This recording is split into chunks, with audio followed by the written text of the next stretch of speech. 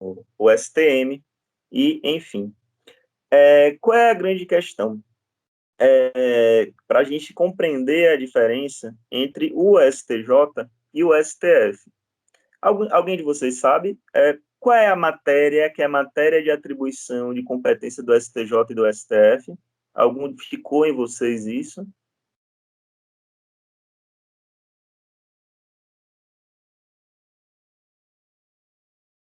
Pode abrir o microfone e falar que não ficou. Ou sim. Cléia levantou a mão, quer falar ou a mão levantou porque algum erro? A gente responde para não ficar aqui achando que... Não, professor, foi erro. Eu não entendi a bem, repete. Qual é a matéria de atribuição do STJ e do STF? De recurso. Quais são os recursos que vão para o STJ e quais são os recursos que vão para o STF?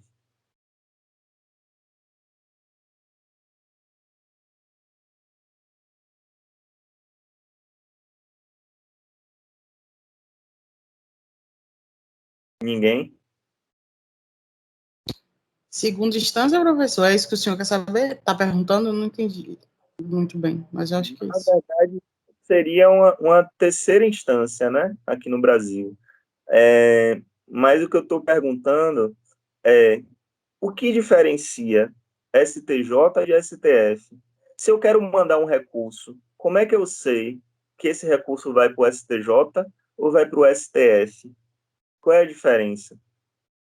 O STF Não sei. seria assim, que ele pode alterar algum entendimento? Seria isso? O Supremo Tribunal Federal ele alteraria algum entendimento e o Supremo Tribunal de Justiça ele iria decidir, ele iria contribuir, seria algo próximo assim? Os dois tratam a respeito de entendimento. Tem entendimento do STJ, se torna jurisprudência para o Brasil inteiro, e tem entendimento do STF, que vira jurisprudência para o Brasil inteiro. Ed Carlos abriu o microfone. Fala aí, Ed Carlos. Boa noite, tá me ouvindo, professor, agora? Oh. Boa noite, turma. Tive um problema com o microfone mais cedo. Mais cedo era para falar sobre o link, que eu tive problema para acessar o link, como a colega colocou de alguém aí, eu tive que conseguir o link com o professor Sérgio, mas consegui, estou na aula já há um tempinho. Sobre a pergunta aí, professor, eu entendo que não entendi direito, se eu entendi direito a pergunta, como a colega colocou, o STF trata de matéria constitucional. Por ser o guardião da Constituição, o STF trata de matéria constitucional e das matérias não constitucionais, ele trata em questões de por prerrogativa de função. Deputados, senadores, enfim, crimes comuns cometidos por eles, mas que caem no STF por prerrogativa de função. Isso. Já o STJ, ele não trata a respeito da tutela da Constituição, em sede de recurso, mas ele trata a respeito da tutela de leis federais, certo? Qualquer lei federal, ela será protegida através da tutela do STJ. Então, para você mandar um recurso para o STF, você tem que elaborar uma tese, que é uma tese de que aquilo dali que está sendo discutido fere a Constituição de alguma forma. Aí você manda para o STF. Para você mandar para o STJ, você tem que elaborar uma tese de que fere alguma lei federal. Por exemplo, o Código Civil, né? Olha, isso daqui descumpre aquilo que diz o Código Civil, tal, tal, tal. Ou, por exemplo, a CLT é uma lei federal. Ou, por exemplo, o Código Penal é uma lei federal. E aí você manda para o STJ. E assim como o Ed Carlos falou, isso daí é em sede de competência recursal. Só que em sede de competência originária, né, que o processo ele se inicia no STJ ou se inicia no STF, existe um rol taxativo na Constituição que vai dizer quais são os tipos de ações que vão se iniciar ou no STF ou no STJ, como, por exemplo, uma ação que é ingressada contra um crime cometido pelo presidente da República, como contra o presidente da Câmara, do Congresso, do Senado. Então, inicia-se no STF, né? Então, essa é a organização, que é a organização da jurisdição brasileira, né?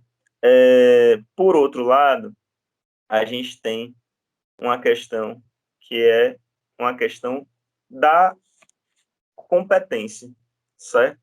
A competência é engraçado porque quando a gente lida com a ideia, que é a ideia de competência, a gente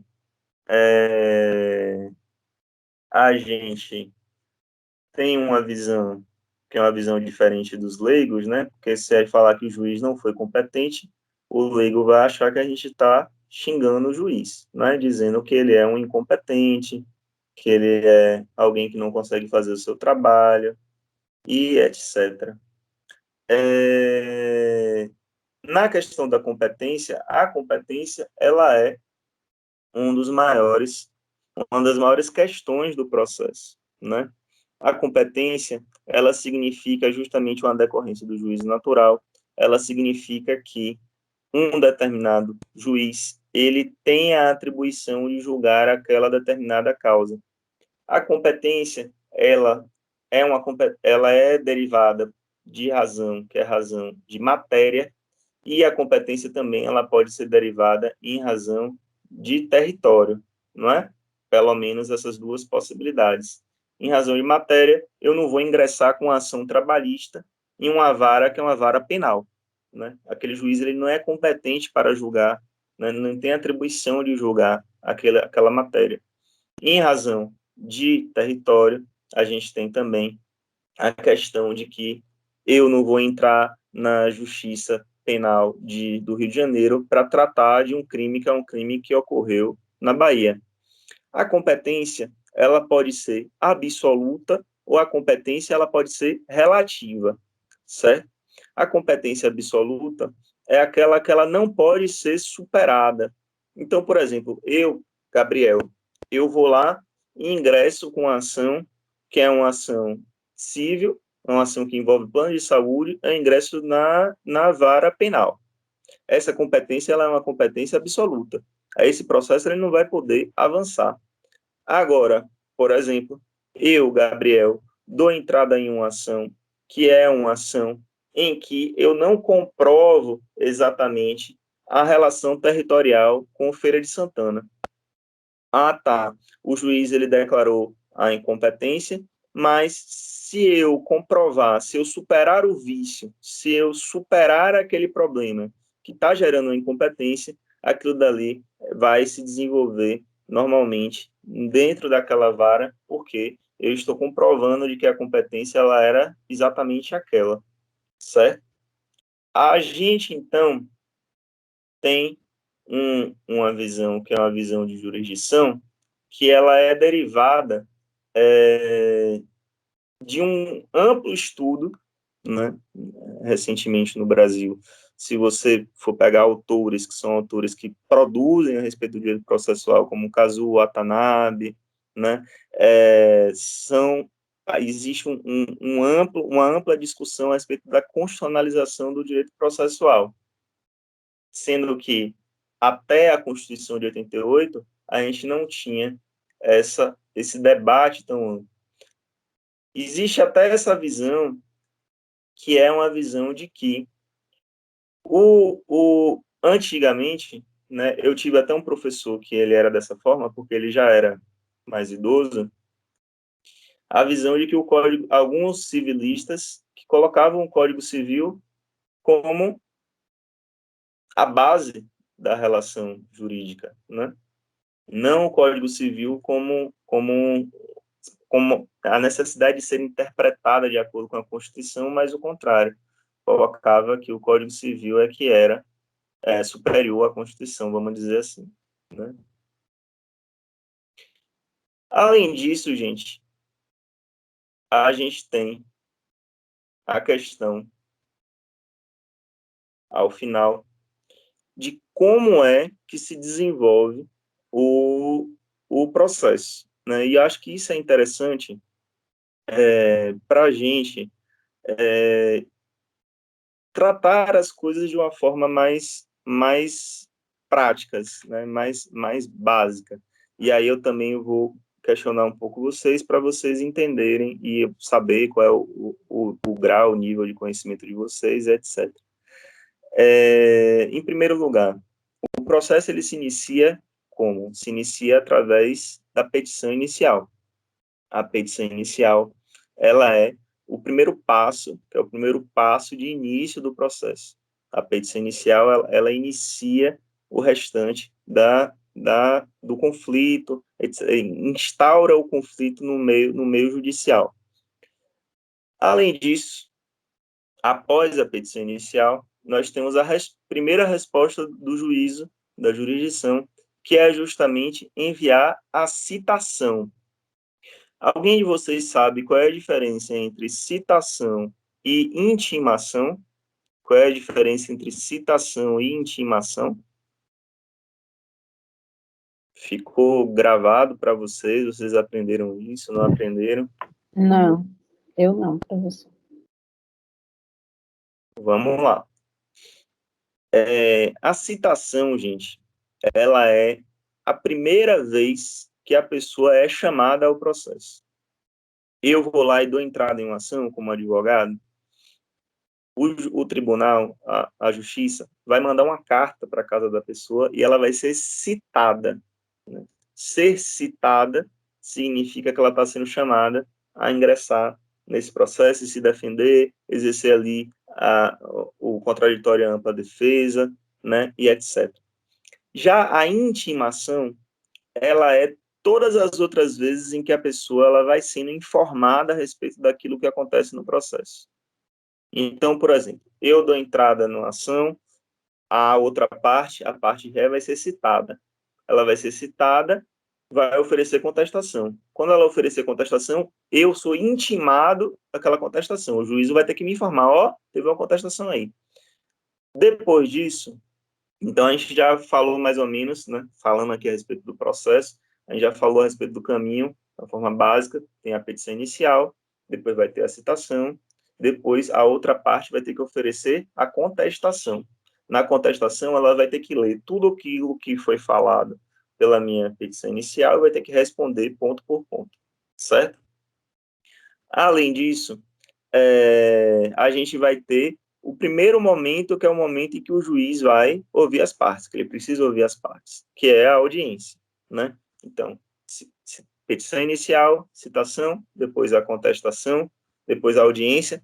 Para eu saber qual é a data da audiência, por exemplo, eu vou ter que ser o quê? Intimado da audiência, porque houve essa movimentação, tudo, tanto eu, que sou o autor, quanto a parte a gente vai ter que ser sucessivamente informado das coisas que acontecem, certo? Então, a gente vai ter a audiência.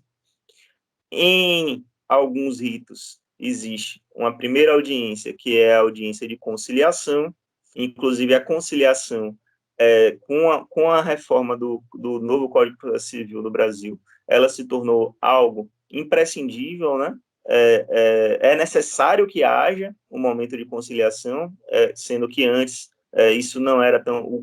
O espaço ocupado pela conciliação, pela possibilidade de mediação do conflito, de se fazer um acordo, ele é muito maior depois das inovações do Código de Processo Civil. Então, tem em alguns ritos, existe a primeira audiência, que é a audiência de conciliação, e existe depois a segunda audiência, que é a audiência de instrução.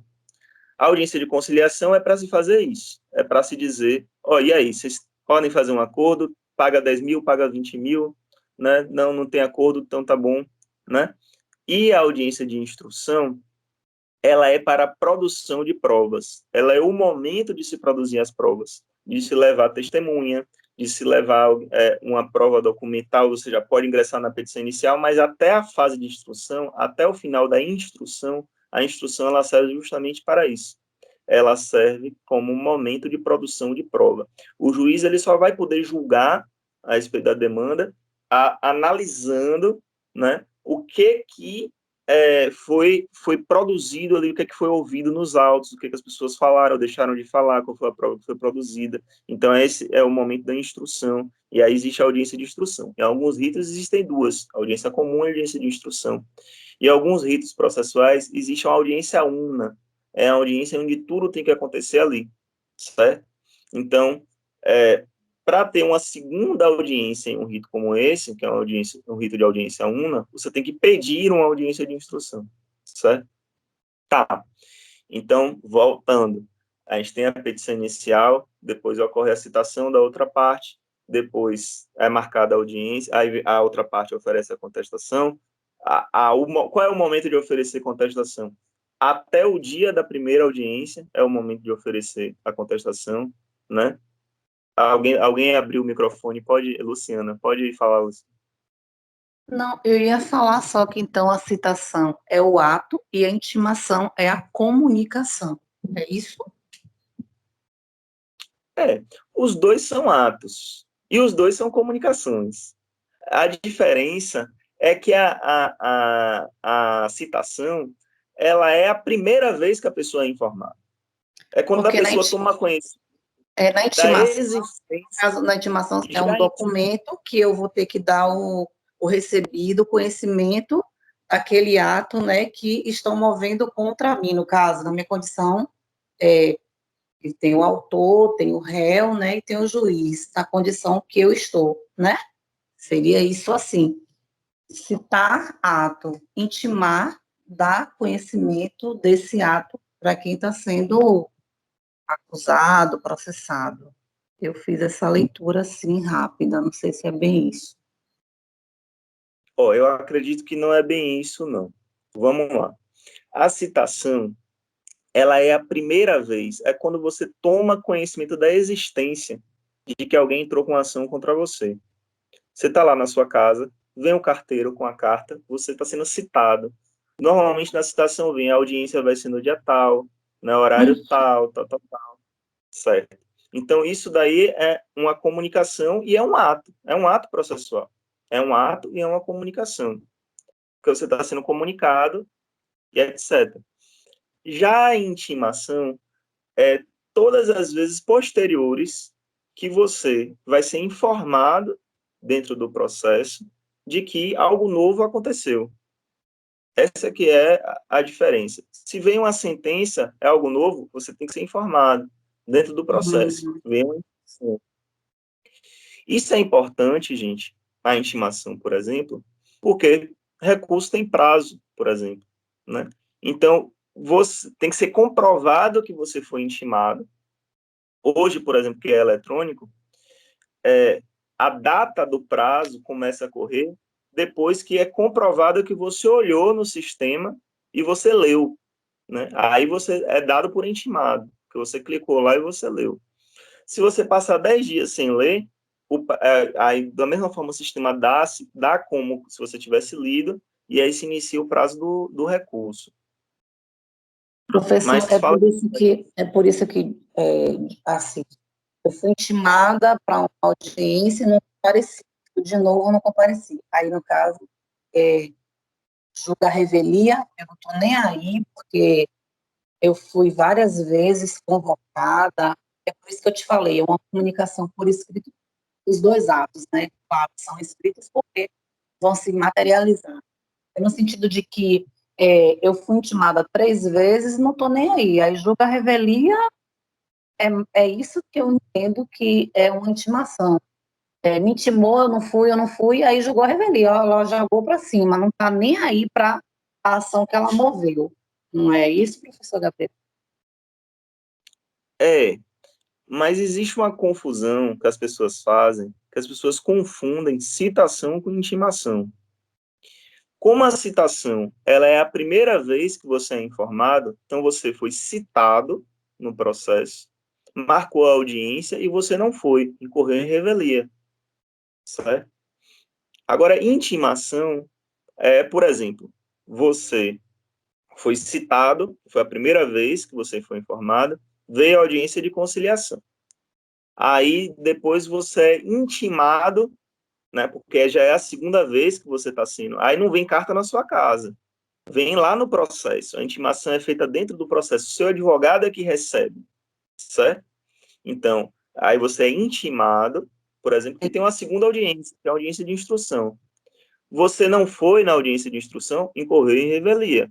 Você perde a ação também. Então, você perde. A diferença fundamental entre citação e intimação é a ordem. A citação é a primeira vez que você é informado. Intimação, só segunda, terceira, quarta vezes que você recebe informações a respeito daquele processo. Ficou claro agora? Entendi, perfeito. Pronto. Passado dessa questão, que é a questão da audiência, aí vai concluso para o juiz, né? Quando vai concluso para o juiz ele vai estar apto para sentenciar. Acabou a instrução, acabou a possibilidade de produção de provas, o juiz ele vai poder baixar uma sentença. Sentença, ela pode ser terminativa, né? Porque é uma sentença que ocorre no final, né? Para resolver a questão, e a sentença ela pode ser interlocutória. A decisão interlocutória é aquilo que a gente chama de decisão liminar. A decisão liminar, a decisão interlocutória, ela é qualquer decisão que ocorre no meio do processo, né? Não é terminativa, não é no final, não é julgando o mérito, não é julgando quem é que tem o direito, mas é, por exemplo, determinando, né, se eu peço uma liminar, eu quero que antes mesmo que seja julgado, o bem da vida seja concedido para mim. Então, existe a possibilidade de haver decisões que são decisões interlocutórias e decisões terminativas. Tá. Passado da sentença, surge a possibilidade, que é a possibilidade de recurso. Na possibilidade de recurso, se a sentença ela é terminativa, qual é o recurso que eu posso propor? Apelação. Se a sentença ela é interlocutória, o recurso que eu posso propor, ele é o agravo, certo? Então, existe a apelação e existe o agravo. E aí vai para o tribunal e etc. Se no tribunal for julgado, eu quero entrar com outro recurso, eu entro com um recurso que é um recurso para o STF. Se for para o STF, recurso extraordinário. Se for para o STJ, recurso especial, né? O nome. Tá. Chegou no final, eu ganhei todas as fases. Eu terminei todas as fases. Terminei a fase de conhecimento, que é a nossa matéria. Tailane, pode levantar a mão. Ou pode falar. Eu ia pedir só para o senhor recapitular essa parte aí, após a sentença, que eu não consegui entender muito bem. Pronto. Dos recursos. Da sentença cabe recurso. E aí, para a gente entender o que é cada recurso, a gente tem que entender que, de sentença final, sentença que julgou o mérito, julgou tudo, chegou até o final, passou da fase de instrução, passou da produção de provas, passou de tudo, sentenciou. É a primeira linha, né, da primeira instância. Né? Iniciou petição inicial, citou, depois contestaram, depois teve a audiência, depois da audiência foi para o juiz sentenciou. Essa sentença aqui é uma sentença terminativa. Dessa sentença aqui, que é terminativa, cabe apelação. Agora, se tem uma sentença no meio do processo, o nome dessa sentença é interlocutória, decisão interlocutória, alguns chamam. Então, que em alguns casos é uma decisão liminar. Então, da decisão interlocutória, da sentença interlocutória, o nome não é apelação, o nome é agravo, certo? Tá. Então, a gente tem apelação e agravo. A apelação vai mandar para o Tribunal de Justiça, que é da Bahia. O agravo também manda para o Tribunal de Justiça da Bahia. Chegou no Tribunal de Justiça da Bahia, não foi julgado a seu favor, você pode ainda mandar. Se você entende que fere uma lei federal, você pode mandar para o STJ. Se você entende que fere a Constituição, você pode mandar para o STF. Qual é o recurso que manda para o STJ? Recurso especial. Qual é o recurso que manda para o STF? Recurso extraordinário. Terminou tudo isso, isso daí encerra o momento, que é o momento de ver quem é que tem o direito ou não, inicia-se aquilo que se chama de fase de execução. Então, nós temos a fase de conhecimento, que é o nome dessa matéria, direito processual civil, que é o conhecimento, e depois nós temos a execução. A execução vai ser o momento em que a pessoa vai buscar fazer com que seja garantido que aquilo ali que foi determinado pelo juízo seja entregue, certo? Então, aí surgem várias possibilidades na execução.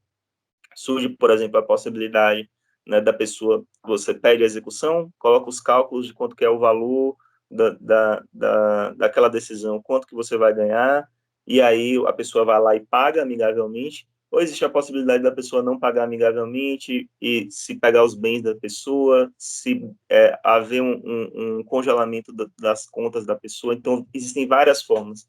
O arresto, o sequestro, são modalidades de você ir lá e pegar, já que a pessoa não pagou aquele bem da vida, você vai lá e pega e fica com você. Eu fui professor também de direitos reais. Eu não sei se vocês já estão pegando direitos reais. O pessoal do quinto semestre, talvez sim. E aí, nos direitos reais, existe aquilo que se chama penhor, né? Penhor é quando você vai numa loja de penhor, entrega um bem seu e pega um empréstimo, né? Entrega um relógio, uma joia, isso aí é penhor. Agora, na execução processual, existe algo chamado penhora. E aí as pessoas confundem penhor com penhora. Uma aula que eu dei, aí eu comecei a explicar o que era o penhor, né? A casa do penhor, você leva, né? Aí o menino falou, professor, eu estagio lá no Tribunal de Justiça, eu faço isso daí. Aí eu fico olhando para a cara dele e falei, você faz isso daí no Tribunal de Justiça? Ele falou, faço isso daí. Aí depois de alguns segundos eu falei, não, no Tribunal de Justiça você faz a penhora dos bens. Você vai executar, você pega os bens da outra parte e aí esses bens são entregues como garantia do pagamento dessa dívida judicial. Então isso, gente, que eu fiz aqui é uma visão que é a visão do processo. A nossa matéria, que é a matéria que vai tratar do conhecimento, da parte do conhecimento, ela vai até o momento em que a decisão termina, né? Depois vocês vão entender o que são recursos, vai ter uma matéria que vai ser específica sobre recursos, uma matéria que vai ser específica sobre execução. Tá, isso daqui faz com que a gente encerre essa questão, que é a questão do processo, de todas as possibilidades que existem em torno dos processos, certo?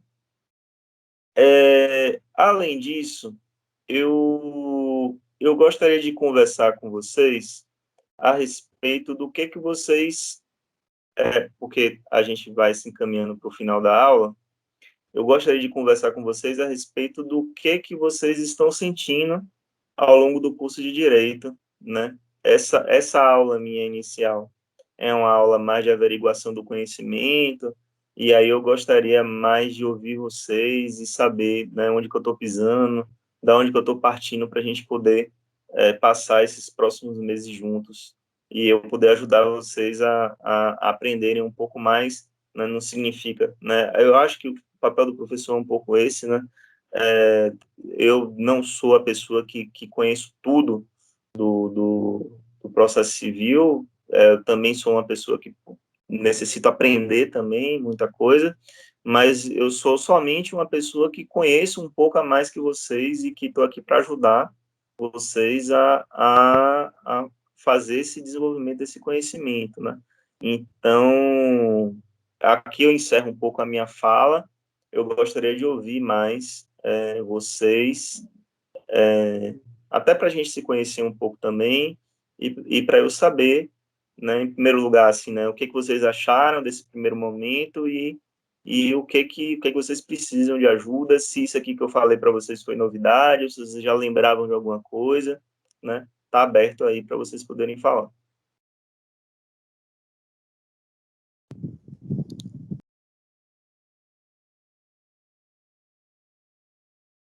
Professor,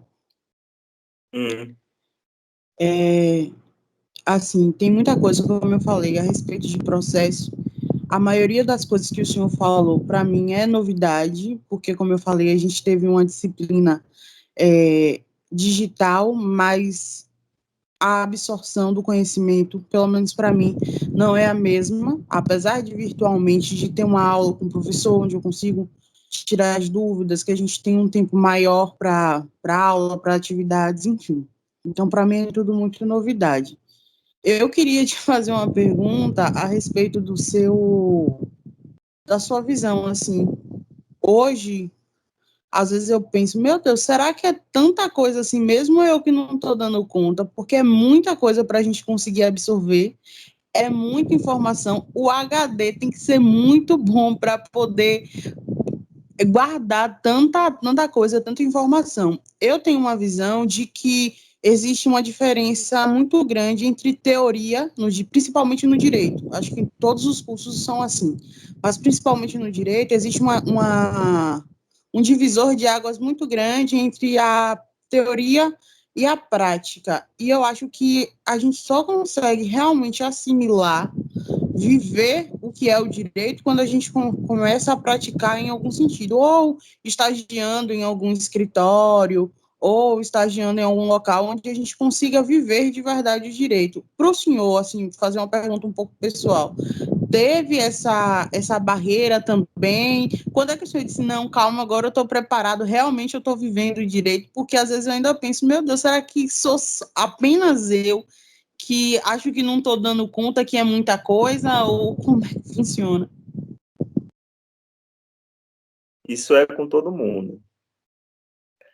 Ai, ufa. Isso é com todo mundo. Na verdade, é, minha mulher também, ela se formou em direito agora, né? Aí ela fala para mim que eu sei muito do direito. Só que eu acho que eu, eu acho que eu não sei. Eu acho que eu necessito aprender muito mais até que eu consiga dizer que eu cheguei num patamar razoável, né? Dizer, pô, já tô num nível razoável, nível médio, vamos dizer assim, né?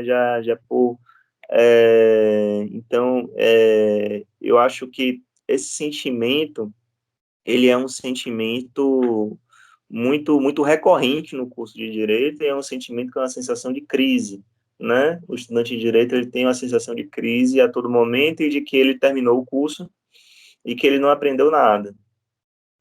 Isso é comigo e com meus colegas, e também depois que eu terminei o curso, que foi estudar para a OAB, em alguns momentos eu virar para o lado, eu me dava conta de que tinha gente que sabia muito menos, porque de qualquer forma, apesar dos problemas que a universidade pública tem, a universidade pública dá acesso a você a uma bagagem jurídica razoável. Em algum momento você escutou falar sobre algumas coisas. Então, a gente tem essa questão.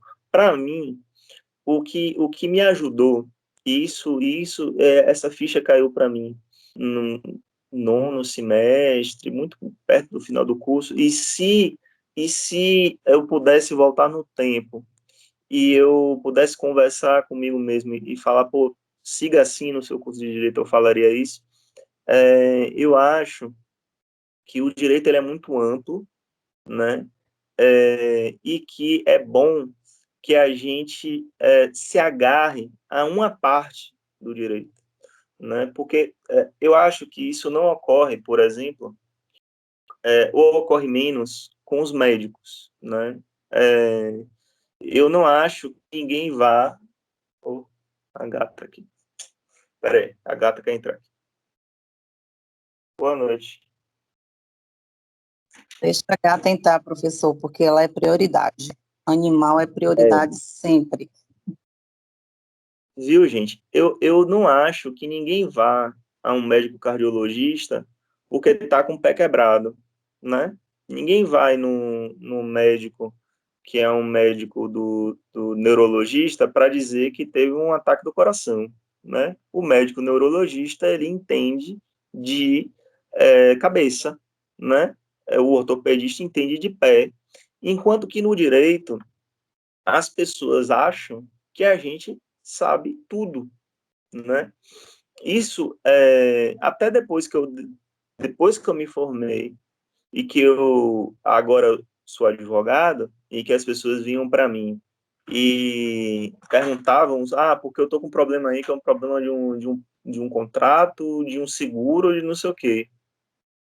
E aí, o que é que eu faço? Eu tenho que chegar em casa, pesquisar, olhar todas as jurisprudências, olhar qual é esse problema específico, quais são os julgados que existem, quais são os que não existem, e depois eu posso dar uma resposta para a pessoa. Mas antes eu ficava com vergonha de dizer, não sei, né? Mas depois de um tempo eu passei a, não, olha, eu vou analisar o seu caso e depois eu te respondo. Porque ninguém tem a obrigação de saber tudo no direito. Então, mas em essência, né? com o tempo, eu comecei a me dar conta de que tem partes do direito que eu simplesmente não sei e que talvez eu venha morrer sem saber. Então, por exemplo, direito tributário, eu não sei direito tributário. Ponto. Direito penal, eu não sei direito penal, eu dei na graduação. Beleza. Talvez eu saiba aquela parte inicial, talvez eu possa até conversar a respeito de direito penal, de princípios e tal, mas eu não sei, eu não vou atuar com isso, eu não preciso disso para minha vida. Então, esse é um processo que é um processo de libertação.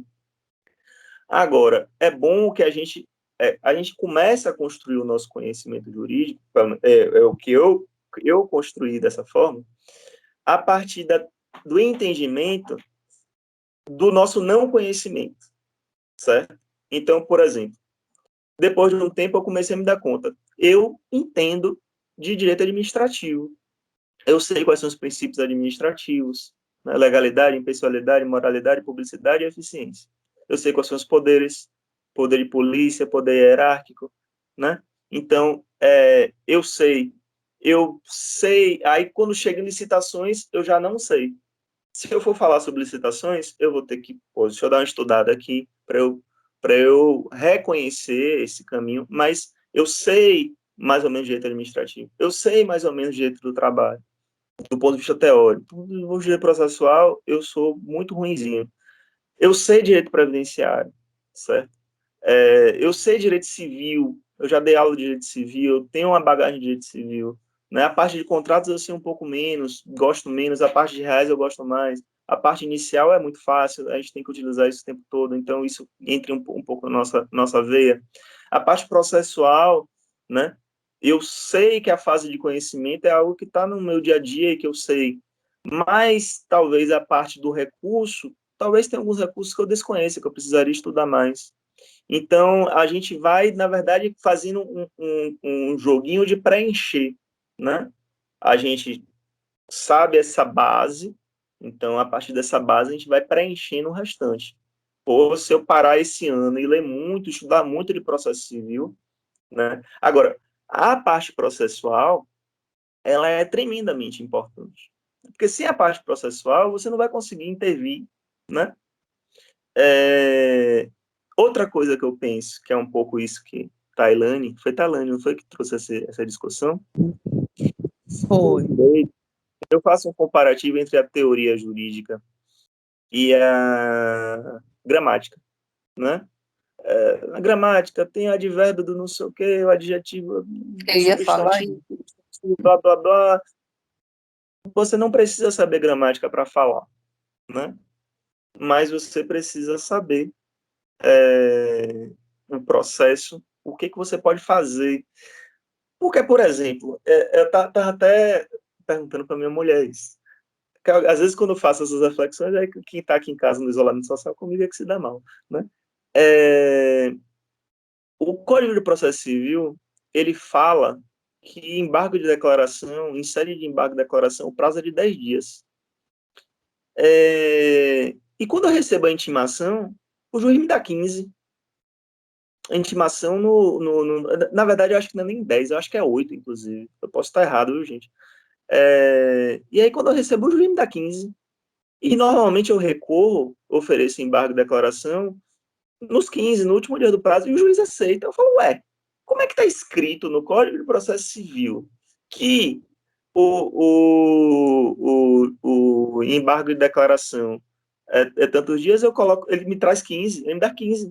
Para todo processo, para todo tipo de recurso, ele me dá 15 dias de prazo. E até hoje eu nunca consegui entender por que na vida prática eles dão 15, eles não dão os 8. Outra coisa, que aí vem também uma historinha que eu posso contar para vocês. A minha primeira audiência, logo depois que eu me formei, meu celular tá quase acabando a bateria, viu, gente? Deixa eu ver como é que eu faço aqui para não deixar vocês sozinhos. Espera aí rapidinho, né? Se eu fizer assim, deixa eu ver o que acontece. Eu fiquei de cabeça para baixo? Para vocês? De lado. De lado. É porque Agora tá Gente, eu vou ter que fazer isso, senão vai acabar a bateria e eu não vou dar tchau para vocês, apesar da gente já ter meio que encaminhado para o final da aula. Espera aí rapidinho. Deixa eu pegar lá o carregador e volto.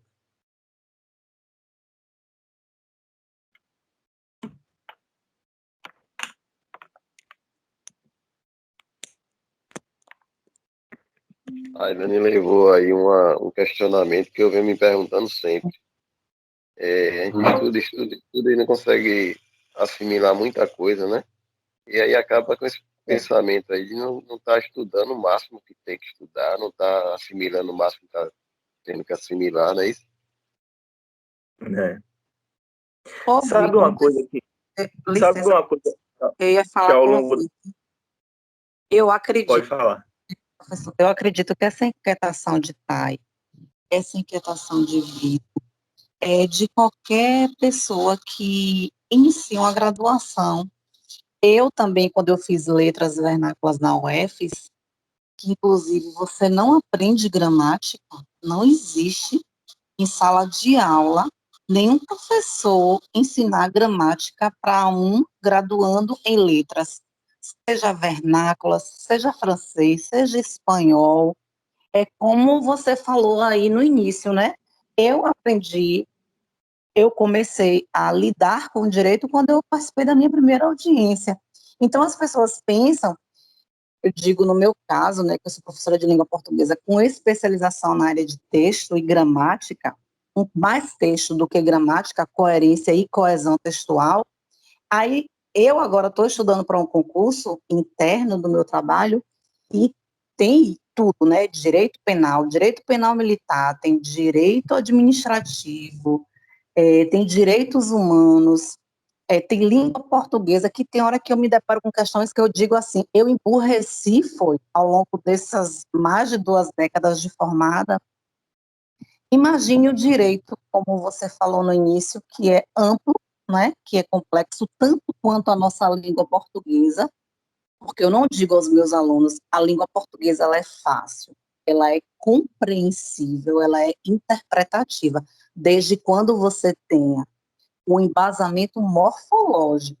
Mas quando você parte para o sintático, é que dá um nó na cabeça do advogado, do médico, do matemático, seja ele qual for. Então, assim, eu acredito que essa inquietação de Thay, né, de Vitinho também, e minha, que eu estou na minha segunda graduação, e eu falo, poxa, agora que eu percebi, né, vamos filosofar, que eu só sei que nada sei, né? Eu só sei que nada sei, Gabriel. Tem hora que eu fico assim, ó, eu comecei a ver direito administrativo, LIMP, esses macetes todos. Você estava dando aula, falando do processo, e você estava dando aula e eu falando, olha, você falou ali, eu falei, ele está parecendo que está dando macete de concurso. Você fez STF, 11, não, eu falei, tá parecendo que eu estou na aula do cursinho, aprendendo os macetes de direito penal, né? E aí que eu falei, nossa, como o direito penal é uma matemática, porque para mim a matéria mais difícil é matemática, bem mais do que português, que é um desafio para nós falantes da língua portuguesa, ensinar ao próprio indivíduo as regras da sua língua, né? Imagine pegar um direito civil, tantos artigos, e você interpretar todos, direito administrativo, direito ambiental. Então, é como você falou, ao longo dessa minha caminhada, qual é o direito que eu, Luciana Bacelar Costa, vou me identificar? Né?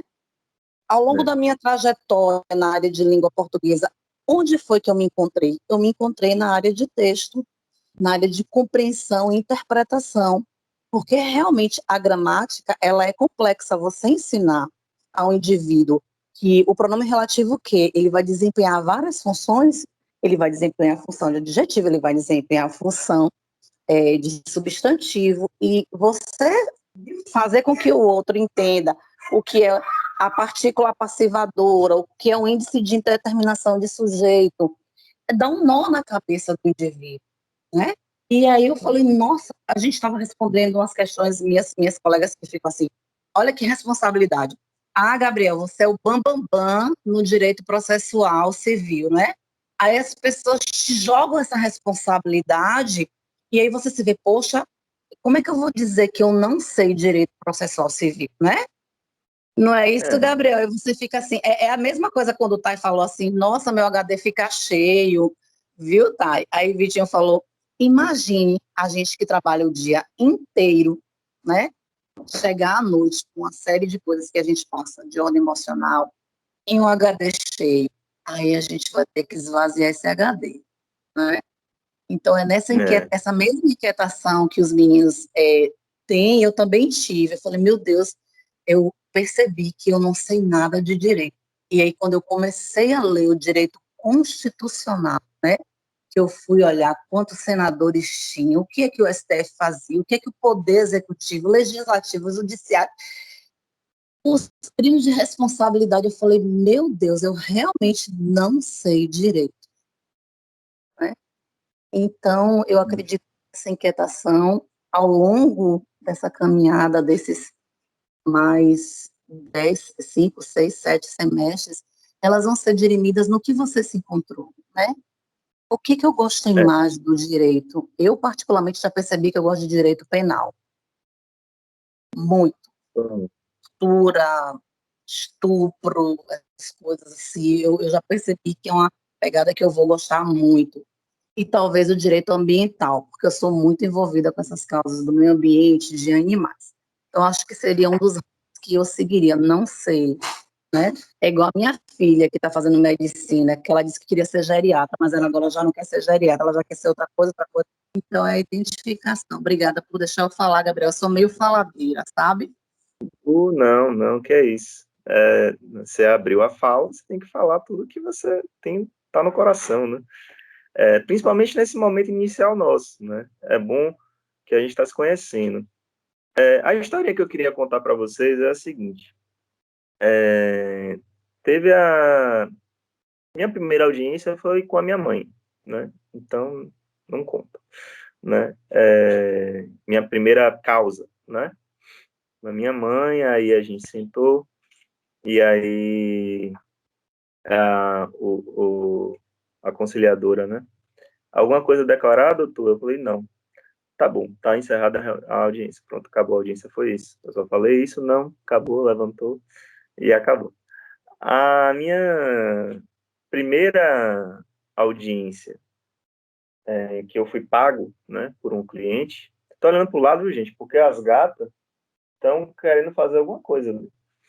A minha primeira audiência que eu fui pago, eu falei, pô, eu fui pago, né, pela cliente, e eu vou escrever, que eu vou me pronunciar lá na audiência para as pessoas, né, para eu defender a cliente, né, porque ela está me pagando e tal. Então eu escrevi na agendinha aquilo que eu ia falar, me preparei e tal. E aí a, o, alguma coisa a declarar, doutor? Aí eu, em que pese o quanto levantado pela parte demandada, e se isso. Aí o cara falou, epa, ele tá falando do mérito. Aí ele, doutor, ele tá falando do mérito, ele não pode falar do mérito. Aí eu falei, dá licença, você sabe? Ele só pode falar de preliminares e dos documentos. Aí eu falei, dá licença, você sabe se eu vou falar das preliminares do documento? Claro que eu não ia, né? Mas aí o que eu fiz? Eu mudei, né? Mudei o que eu tinha escrito. Não, então, tal, de acordo com a preliminar tal, o documento tal, impugno, bababá. Aí terminei. Aí o cara falou, não, doutor, ele falou do mérito. Retira dos autos isso aí que ele falou do mérito. Aí a conciliadora, doutor, você vai retirar? Eu falei, não, tá falado, pode constar aí que eu falei mesmo. Aí ele, então eu protesto. O outro advogado, então eu protesto. Eu, eu vou protestar porque ele falou do mérito, não pode, e aí conste aí que eu protesto. Aí quando saiu da audiência, aí eu perguntei para a cliente, né? Você achou o que, Cida? Ela falou, não entendi nada. Aí eu falei, pois é, o cara queria tirar aquilo que eu falei, mas eu não deixei, né? Então ficou mesmo do jeito que eu queria, né? Que absurdo, como é que quer tirar aquilo que eu falei? Não, na realidade quem estava errado era eu, porque no juizado especial, na audiência só pode falar das preliminares e das fotos, dos documentos juntados pela outra parte. Você não pode falar do mérito. O mérito você já falou na petição inicial.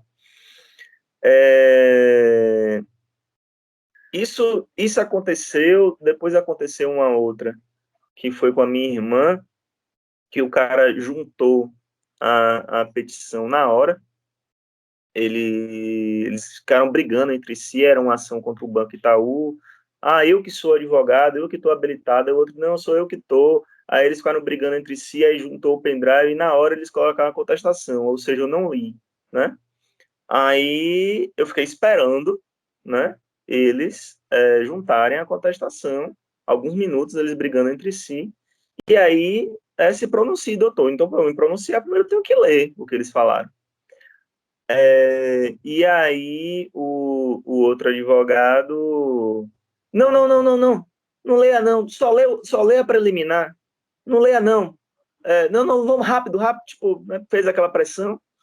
Aí eu saí com isso, né? O cara, tipo assim, não só o outro que ficava interrompendo minha fala, falando não fale da outra coisa, como esse outro. Então, eu aprendi isso da mesa de audiência. Agora, recentemente, depois de muitos anos, né, em que eu fiquei com isso na cabeça,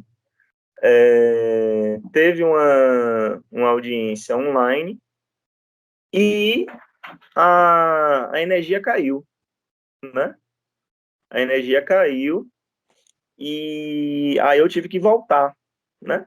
Caiu, eu tive que voltar para a audiência online. Aí então, doutores, vou me pronunciar. Aí o outro advogado ficava para a conciliadora, doutora, dê um prazo para ele se pronunciar depois, porque ele não está conseguindo se pronunciar. Eu falei, não, eu não estou conseguindo, não estou deixando ele me pronunciar, não. A energia caiu e eu vou me pronunciar. Aí ele. Como o computador tinha desligado, aí eu religuei no celular e eu estava esperando o computador religar para eu ler o nome do documento e tal. Aí eu falei: esperem, né, esperem alguns minutos, porque o computador está sendo ligado e eu vou me pronunciar. Aí eu comecei a falar, aí ele veio com essa. Você está falando do mérito ou não? Eu estou impugnando o documento. Aí ele tentava, a todo tempo, ele tentava interromper a minha fala, né? E aí, eu não, estou falando do documento, número tal, impugnando tal, né? Nesse caso, eu estava certo, porque eu já sabia que só pode falar de preliminar e documento em audiência de juizado especial, blá, blá, blá, blá, blá, né? Mas essa prática, teve inclusive uma vez que um advogado sentou comigo na mesa, que aí o meu cliente estava do meu lado, aí o meu cliente falou, fale isso e isso. Aí eu falei, tá bom, é ele que tá pagando, né? Aí, isso. Aí eu terminei de falar, aí o outro advogado, doutor, eu protesto porque ele falou do mérito. Saiu da audiência, eu apertei a mão dele, eu falei, parabéns, né? Porque o mais correto, não é você ficar, assim, mais correto, entre aspas, né? O mais ético é não você ficar interrompendo a fala do outro para tentar impor, né? Para tentar obstruir, na verdade, a defesa, né? Apesar de alguns advogados utilizarem desse itinerário. Só que, claro, um monte de coisa, mas existe a prática do dia a dia, né? O que você vai fazer lá, o que cabe falar na audiência, o que não cabe, né?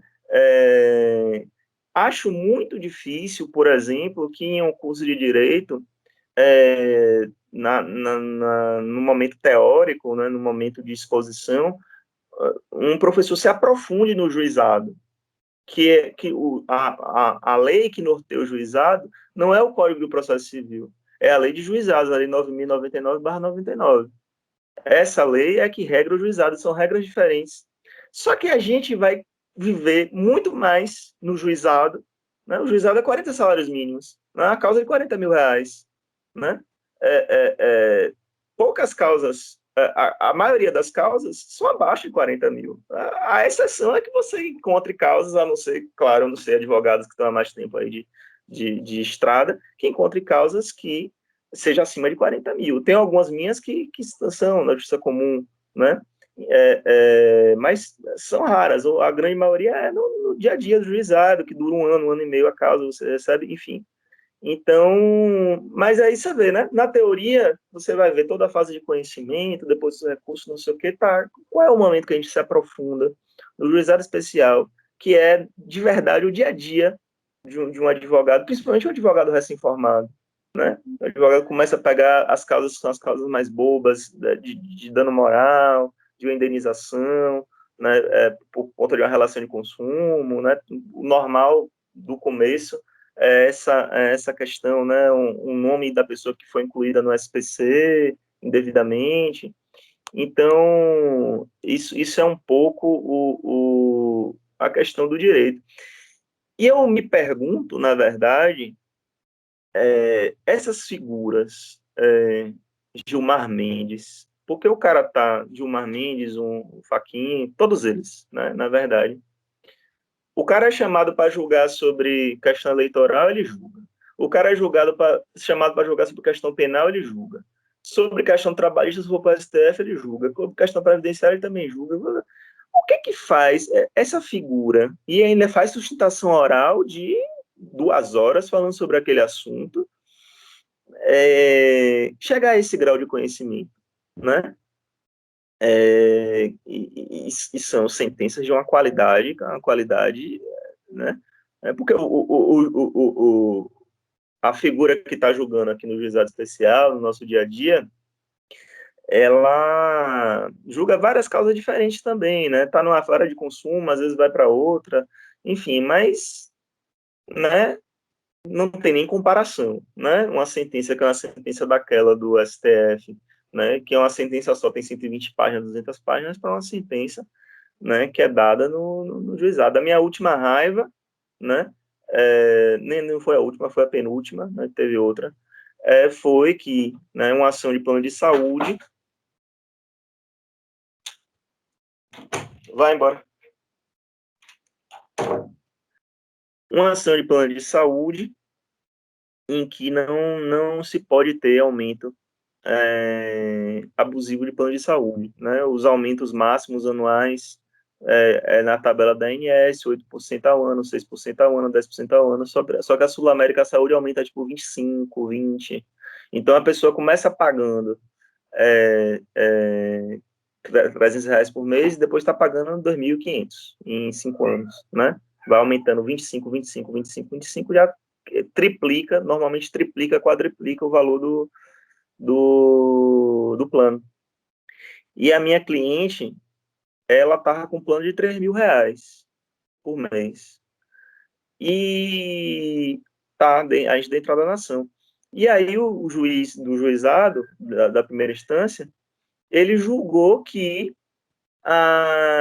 olha, como o plano dela é coletivo empresarial, não se aplica os aumentos máximos da ANS, da tabela da ANS, em razão de que não se aplica porque é plano coletivo empresarial, só se aplicaria se o aumento fosse desarrazoado.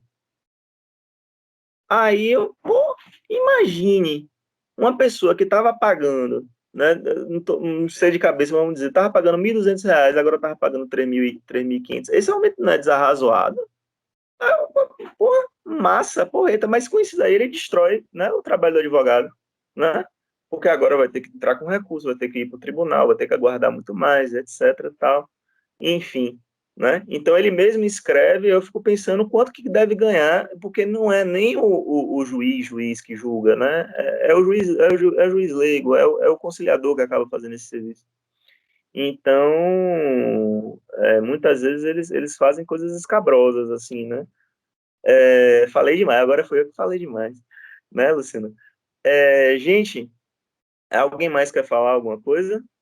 É o papel do advogado, né, professor? Inclusive, ser um bom orador. Quem?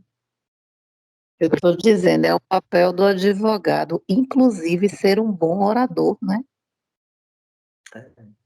Dominar. Eu estava até falando, eu tenho meu irmão, é porque ele hoje viajou. Eu converso muito com o Rodrigo, que o senhor vai conhecer nas próximas aulas, e ele melhorou bastante dessa questão de falar, porque imagine a gente estar na audiência e não saber expressar, né? É, até errando, como você fez as colocações aí no início, achei muito interessante. Mas eu acredito que nós, futuros, né, operadores do direito, precisamos sim nos debruçar nessa questão da oratória, de uma boa leitura, porque eu acho que não é de bom tom, né, um advogado ficar gaguejando, ele não convence ninguém.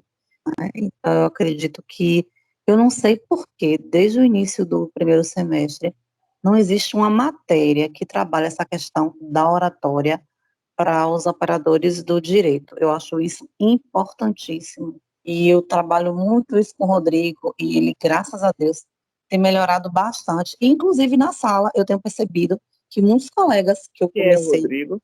Rodrigo é meu irmão, caçula, Hum. ele viajou. Ele é do quinto semestre.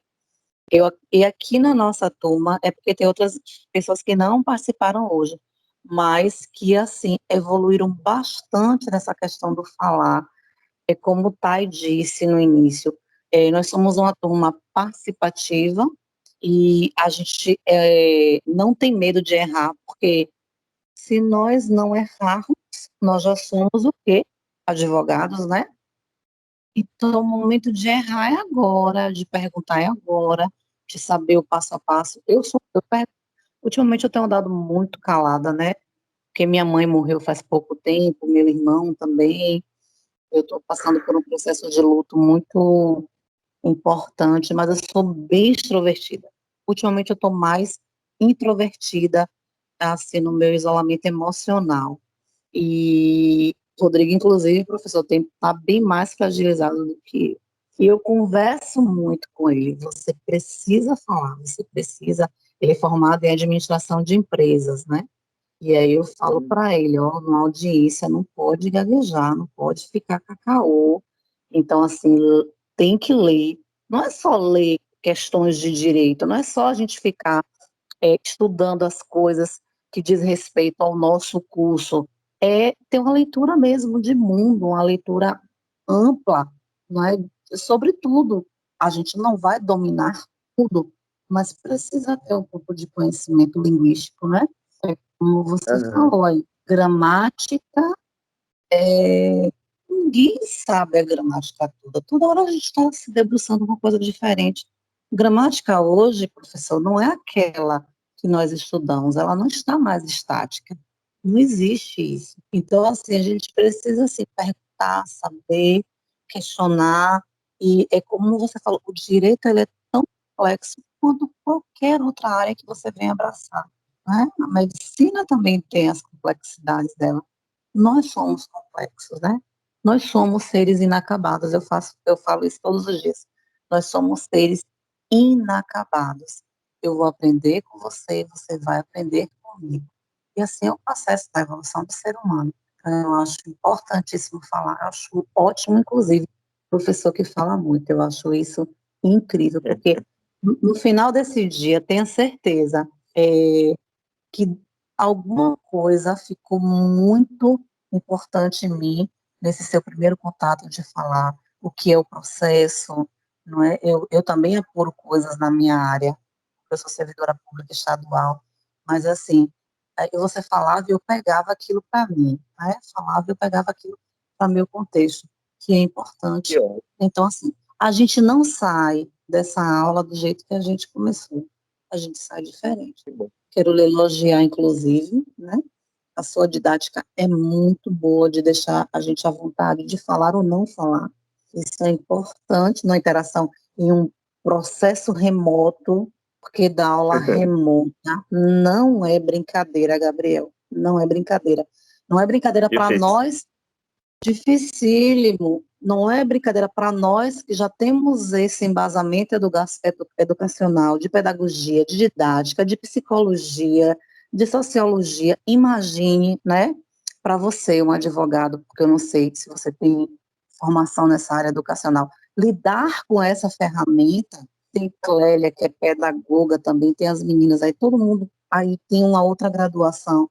Lidar com essa ferramenta remota não é fácil, nem para você na condição de professor, nem para mim na condição de discente. É muito complicado, mas a gente vai vencendo. Obrigada, Gabriel, um prazer que eu possa, e nossos colegas todos, beber no seu saber, na sua fonte de conhecimento, né, do que você domina, do que você tem, do que você traz. E eu sou, assim, muito grata por essa noite que você me proporcionou, que eu nem consegui chorar ainda de saudade de mãe, agora de noite. Você, inclusive, é o grande responsável por enxugar as minhas lágrimas essa noite.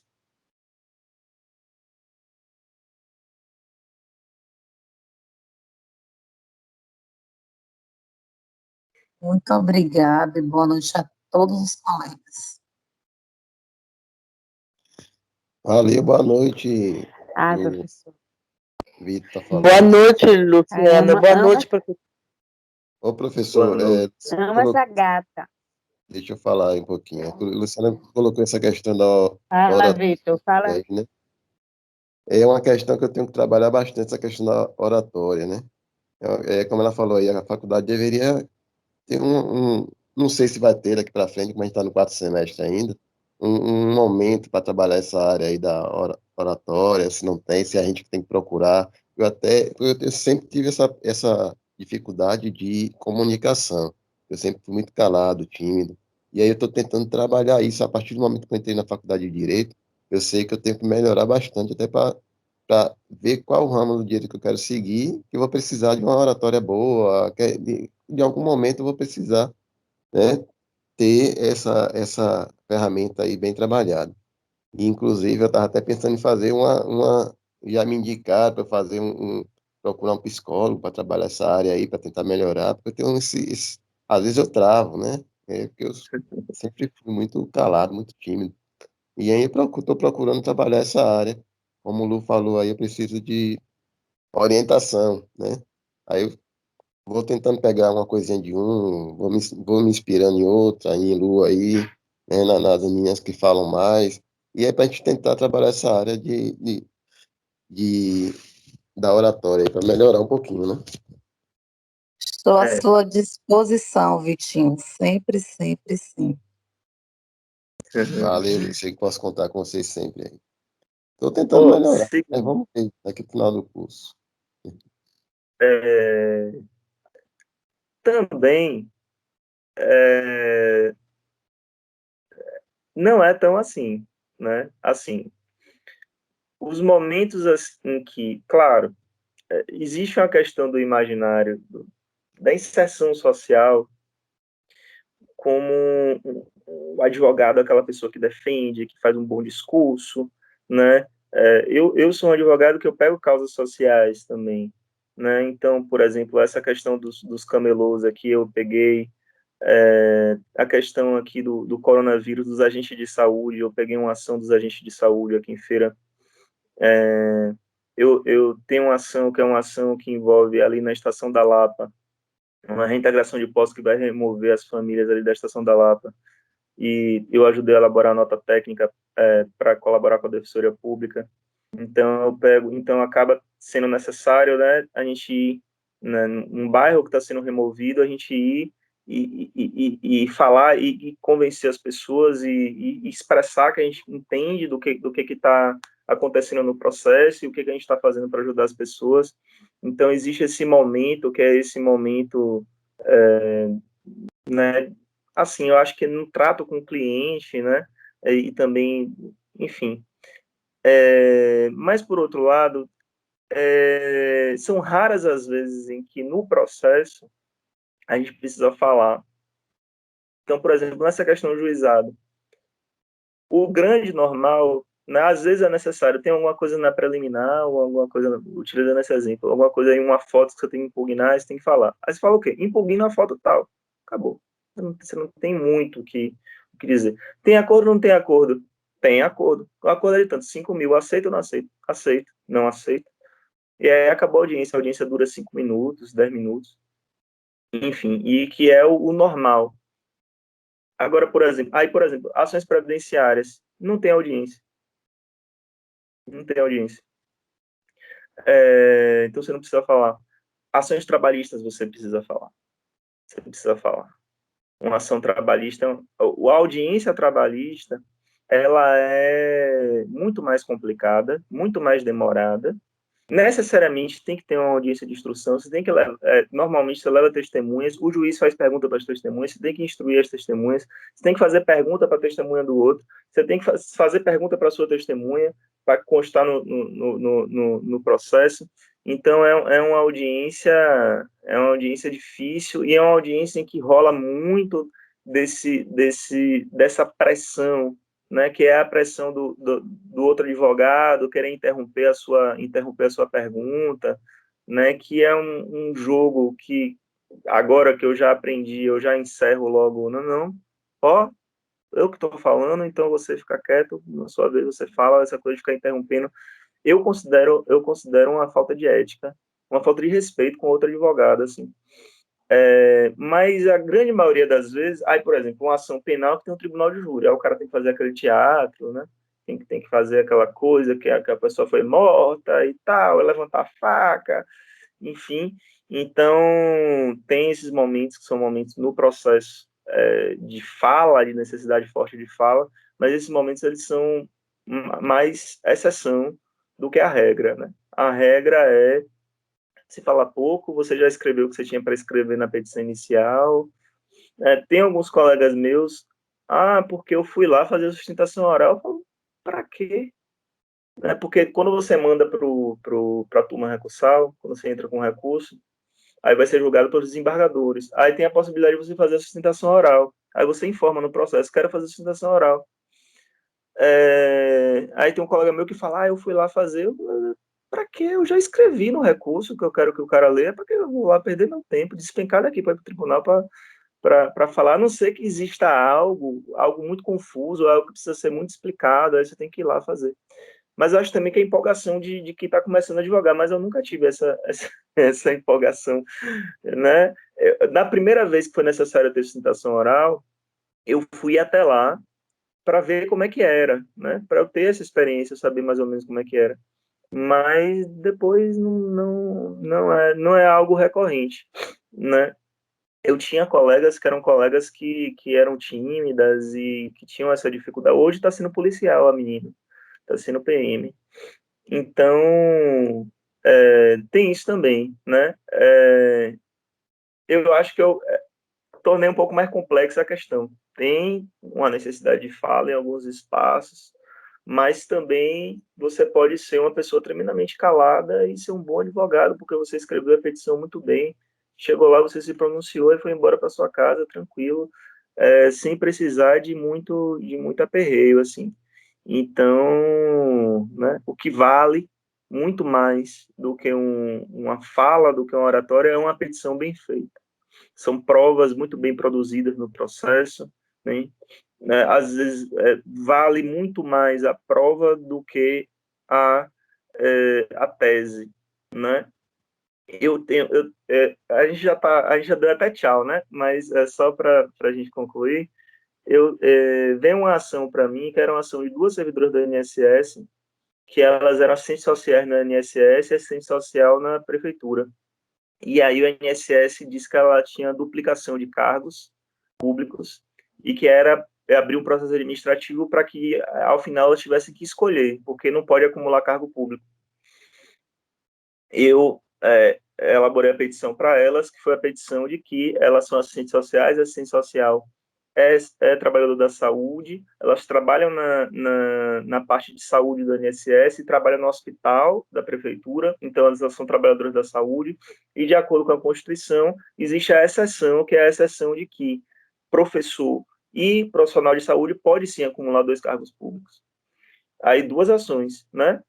Vamos usar o nome fictício, Maria e Joana. Caiu em um juiz e a outra caiu em outro juiz.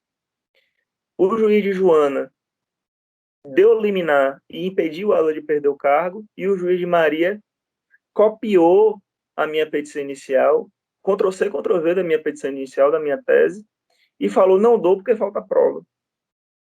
As mesmas provas, a mesma prova que estava na causa de Maria, na causa de Joana, a tese era a mesma, só que uma perdeu e a outra ganhou. E é o que me salvou, né? Porque se fosse, pô, é algo muito importante da vida da pessoa que ela perdeu o emprego, né, de servidora pública. Foi o que me salvou, tipo, não é azar o dela, né? O azar foi o dela, porque, assim, a mesma causa, com os mesmos documentos, com o mesmo, ganhou e na outra não ganhou.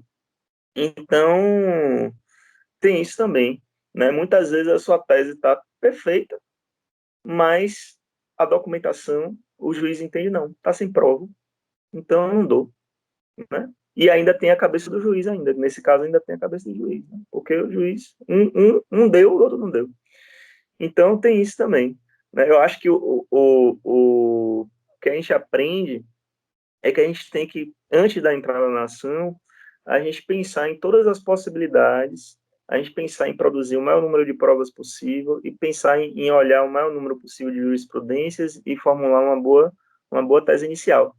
Só que, às vezes, não dá para você fazer isso. Né? A princípio, dá, porque você começou a advogar, você só tem um cliente ou dois, mas quando você começa a ter vários, você precisa dar entrada naquele para depois resolver o problema do outro, para depois o outro telefonar e dizer, você precisa fazer, às vezes, algo muito rápido que sirva para aquilo dali e você possa dar entrada para seguir sua vida. Então, é isso. Essa que é a complexidade de ser advogado. Acho que acabou ficando uma coisa meio de instrução profissional aqui ao final, né, gente? Então, é isso. Deixo aqui um abraço para vocês e obrigado para todo mundo pela noite de hoje. Minha mulher me fala que eu sou doido porque eu gosto de dar aula, porque o salário é baixo, né? Mas a minha paixão é aqui, a sala de aula, né? Se eu pudesse só viver da sala de aula, para mim, seria uma maravilha. Então, é por isso, assim, né? Falando com você, é por isso que, né, eu tento, mesmo através das telas, me conectar com meus alunos e fazer com que fique alguma coisa, né? Eu não sei se eu vou, a partir desse primeiro contato com vocês, eu conseguir estruturar o nosso curso, estruturar as nossas aulas, mas eu espero que vocês consigam sair de processo civil, da fase de conhecimento, sabendo o básico, a base, né? Eu não quero que vocês saibam nota de rodapé, nem tese complexa, nem doutrinas profundas, não. Eu quero que vocês saibam aquilo que é principal em processo civil. Uma das minhas preocupações é essa, inclusive nas provas. Inclusive, em algum momento me questionaram por conta disso, né? Eu não, a minha prova, né, os alunos adoram, né?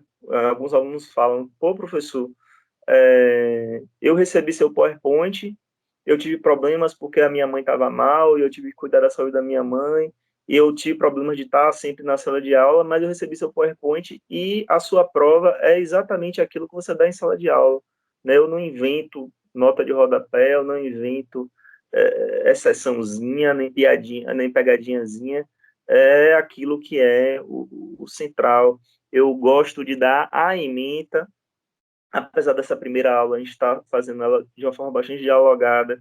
Eu não vou ficar aqui contando papo da minha vida, tem os momentos da gente poder falar sobre isso, mas aqui é para seguir a ementa e cumprir a ementa de processo civil.